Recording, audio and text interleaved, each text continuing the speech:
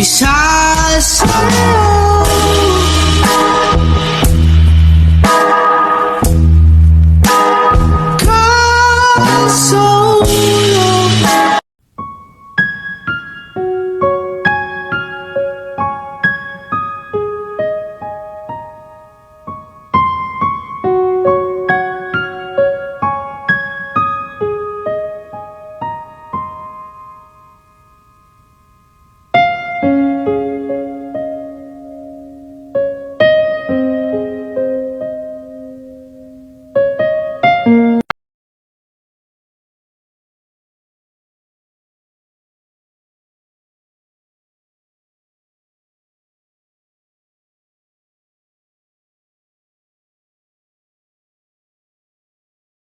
Nak, okay ka lang? Pagod na ako mag-aral, Nay. Sige anak, pahinga ka muna ha. Ay, yung niluluto ko! Anak, kain na dito! Ah, sana matuyo to agad para masuotan ng anak ko bukas. Ayan, tuyo na! Anak, suot mo na tong uniform mo! Anak, sandali. Sorry kung ito lang yung mabibigay kong baon sa'yo, anak ha. Bawi ako next time. Ito lang kasi yung kinita ni nanay eh. O anak, yung project mo, wag mo kakalimutan ha. Sige na, ingat ka. Kaya ko to, makakapagtapos ako. Malapit na mamatay ang nanay nyo. Mamamatay na ako, Dok. Hindi pwede mamatay nanay namin. Mga anak, bago ako mamatay, ibibigay ko na yung mga pamana nyo. Pamana?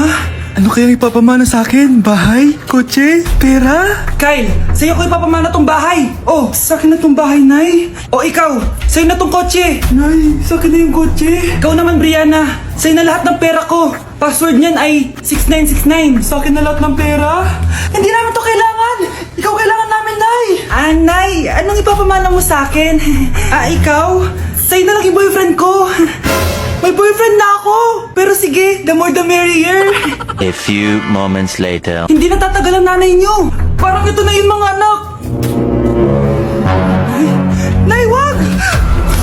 Ba't pa kasi kailangan mamatay eh? Be, swap tayo. Sa'yo na lang isa kong boyfriend, tapos akin na lang yung pera. Ayoko nga. Pambibili ko to ng bagong iPhone. Damot mo! Akin na! Kuya, akin na lang yung kotse. Sa'yo na lang tong bahay. Be, akin yung kotse. Akin na yung susi! Sa'yo na lang tong bahay oh! Ayoko nga eh! Asan na yan? Ayoko nga! Asan na yan? Hindi sabi! Punyeta kayo! Patay na nga ako! Nag-aaway pa rin kayo? Nay! Buhay ka? Dok! Pa-cancel na lang yung sakit ko! Mabubuhay na pala ako! Na-cancel ko na, madam! Ibalik niyo sa akin yung mga pinamana ko sa inyo! Punyeta kayo ah! Hi guys! So ngayon nasa mall tayo. Ayan, dahil magkikita kami ng best friend ko. So ang alam niya, magko-collab lang kami. Pero hindi niya alam, ipaprank ko siya. So yung prank na yun is parang aamin ako sa kanya na nagkakagusto na ako sa kanya. So tignan natin magiging reaction niya. So ayun guys, kasama ko na siya. Ayan, nag-order siya guys. Ayan. Ano yung order mo? Ancha, Hindi kaya. may sasabihin pala ako sa'yo. Ano yun? What if napafall na ako sa'yo? Yung people na Napafall, nagugustuhan na kita. ang gustuhan, Gusto kitang maging jowa. Gagi. Di ba yung ano yung ligaw mo? Wala na yun, na-realize ko, ikaw pala yung gusto ko. Siraw mo kaya ito niloko mo eh. So, ayaw mo? Gagi, seryoso. Sige, salamat na lang sa lahat ah. Ay, gagi, seryoso ka. Sige, alis na ako. Ay, gagi. Bakit naka-record po ako guys? Ayun ko naka-record. Yes! Ang taas ng score ko! Anong score mo, Scarlett? 19 yung score ko. Ay, hindi perfect. Buti pa ako, naka-20. Bawi ka na lang next time, ha? Scarlett, nagawa mo ba yung assignment natin? May assignment tayo? Hala, di ko nagawa. Huwag mo nang sasabihin kay mama. Sige, di ko sasabihin. Ma'am, may assignment po pala tayo. Ay, oo nga pala, may assignment tayo, class. Ang hindi gumawa ng assignment, bagsak sa akin, ha? Bida-bida talaga tong si Samantha. Okay, class. Sinong iboboto niyong president? I nominate Scarlett, ma'am. Ako? Di ako papayag. Dapat ako yung maging president. Go, Scarlett. Kaya mo yan. I nominate myself because I believe na mas responsible ako. I believe na hindi ako nangungupit ng class funds. Iboto niyo ako dahil matataas ang mga scores ko. Iboto niyo ako dahil hindi ako nangungopya para lang tumaas ang score. Ako ba pinaparinggan mo? Mukhang may natamaan ata. Congrats, Scarlett! Deserve mo maging president! Gagawin ko yung best ko! Good morning, class! Hindi na papasok si Samantha. Ha? Ano nangyari? Ang balita ko, nag-drop na siya dahil sa sobrang pressure sa nanay niya. Palagi siya pinapagalitan kapag hindi perfect yung score niya. Nagalit din yung nanay niya nung hindi siya nanalo ng president. Kaya, na-depress talaga siya. Kawawa naman pala siya. Bakit nawawala ang laman ng class funds, ha? Sinong kumuha na ito? Ma'am, kilala ko po kung sino yung kumuha. Oh, Samantha, sino kumuha? Sino pa ba, ma'am? This is Scarlett. Ha? Wala akong kinukuha. Scarlett? Ikaw pala yung kumuha ng class funds? Sumama ka sa principal. Ngayon na. Apaka-hype talaga nitong si Samantha. Bye, Scarlett. Dami nito Mukhang makakabili na ako ng bagong phone. Ha! Nahuli din kita! Ikaw pala yung kumukuha ng mga class funds natin? Oo, ako yung kumukuha.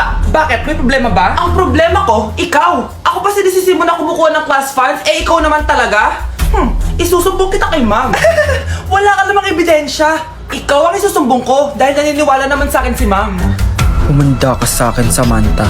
Wow, may bagong phone si Samantha. Sana all. Bigay ito ng parents ko, guys. Class! Sino naman kumuha sa class funds? Si Scarlett po yung kumuha, ma'am. Pagsabihan nyo nga yan. Ako na naman? Nagpapatawa ka ata, Samantha. Talaga ba, Samantha?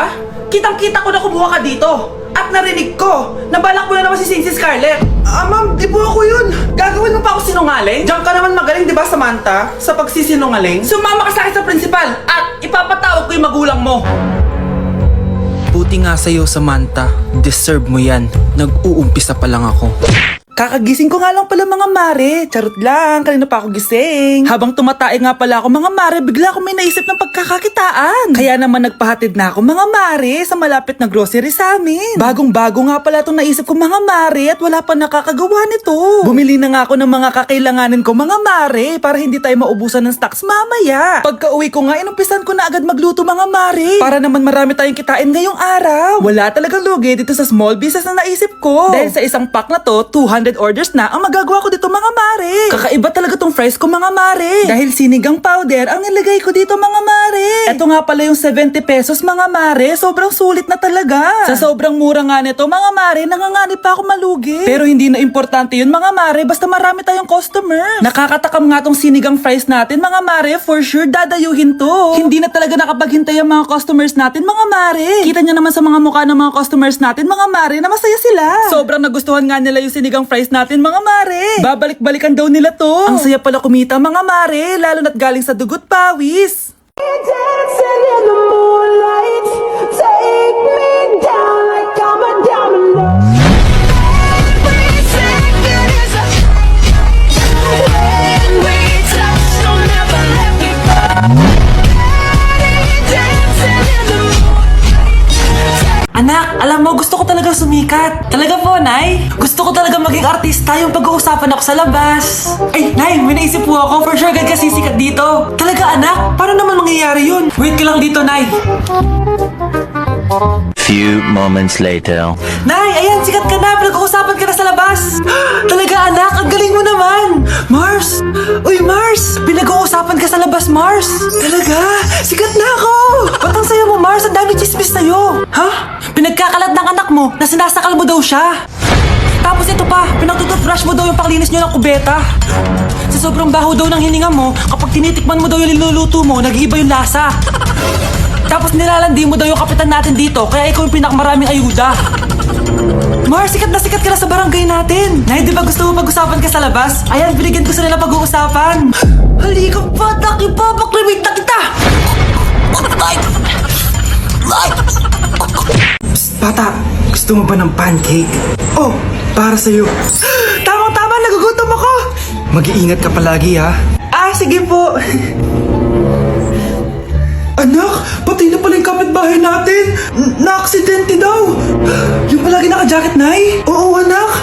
Kaya ikaw, mag-iingat ka palagi, ha? Ha? Paano patay eh? Nakita ko pa lang siya kanina. Naku, sinasabi ko sa'yo, anak. Pinumulto na naman tayo. Binigyan niya pa nga ako ng pagkain eh. Pagkain? Huwag mong kakainin yan. May masama mangyayari sa'yo. Ano yun, Nay?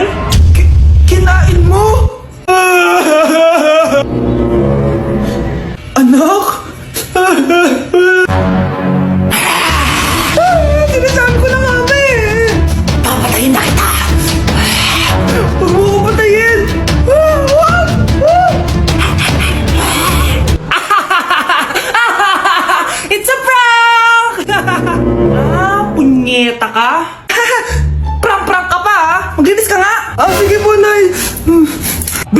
na, kundi kung papatayin ko. Nay, baka yan na yung multo! Kumakatok na! Ay, anong multo-multo? Delivery yan! Nag-text siya sa akin! Ay, andito na order ko! Delivery! Kuya, okay ka lang ba? Hi, neighbor! Oh, eto na ang solusyon mo para jowain ka na ng crush mo. Gayuma ba yan? Tama, ilagay mo to sa baso, tapos ipainom mo sa crush mo. Oh, eto. Ah, sige, sige. Jojowain na ako ni crush. Few moments later. Papunta na dito si crush, ilalagay ko na to sa baso. Ayan. Natatay ako. Anak! Nasaan na ba yun?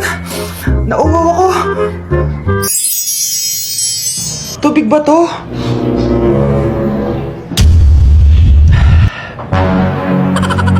Ano yan, Nay? Ang gwapo mo naman! Jajawain na kita! Nay, napapano ka? Pakis nga! Mwah! Nay!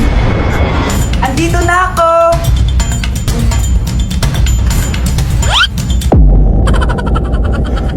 Be, picturean mo nga ako. Sisend ko lang dun sa crush ko. Sige, Be, mag-posing ka na dyan. Yan, sige pa. Maganda ba, Be? Tingin nga, Be. Tangina mo, Be? Nilaloko mo ba ako? Todo post ako dito tapos naka-front cam pa lang hinayupak ka?